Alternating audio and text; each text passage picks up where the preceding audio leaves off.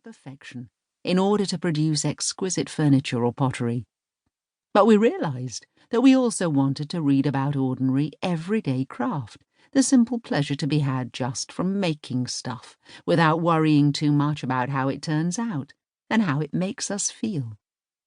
A book that included the stories and experiences of people like us who work in quite different areas to the crafts they pursue, yet pursue them all the same.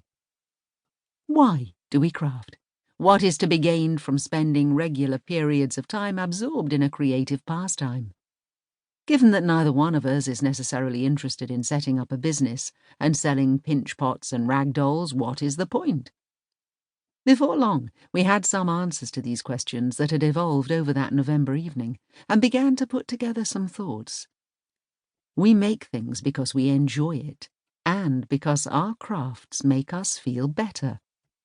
It is when we return to our sewing, knitting, bookbinding, or weaving that we achieve moments of calm. When our energy is low, making something energizes us. When we feel overwhelmed or stressed, crafting returns us to an even keel.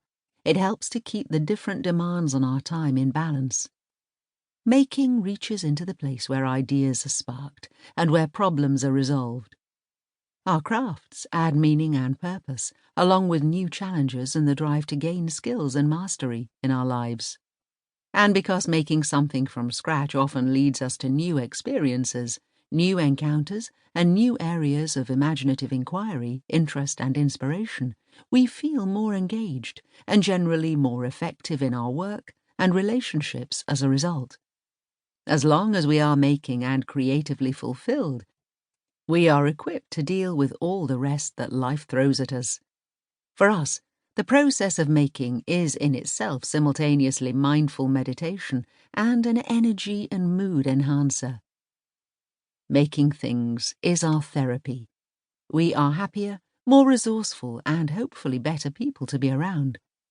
It is a state of mind and a way of being that we call craftfulness.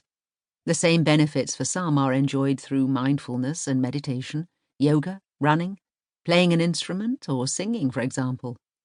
The activity itself has wider benefits and implications for one's well-being and happiness, far beyond the object we have made or the race we have run.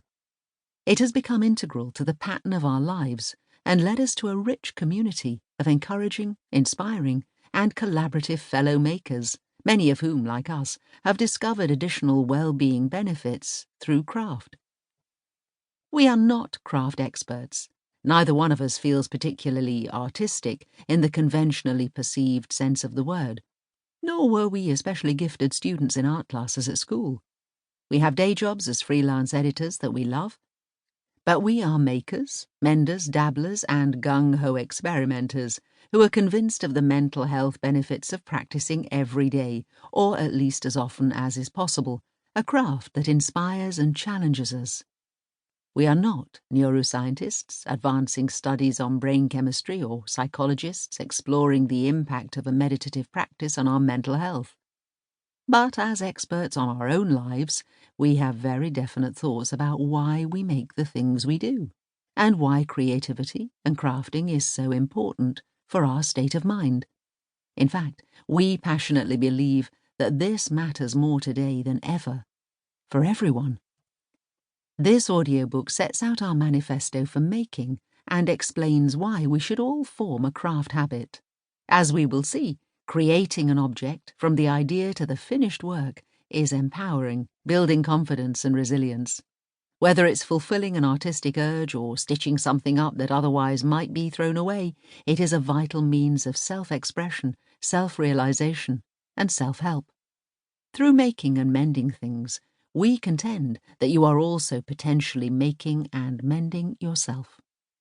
We share our personal experiences and insights as dedicated crafters, along with the stories of fellow makers who are pursuing practices that help them feel better about themselves, at home and at work, and who, like us, firmly believe that a regular craft activity makes a positive impact on their mental health.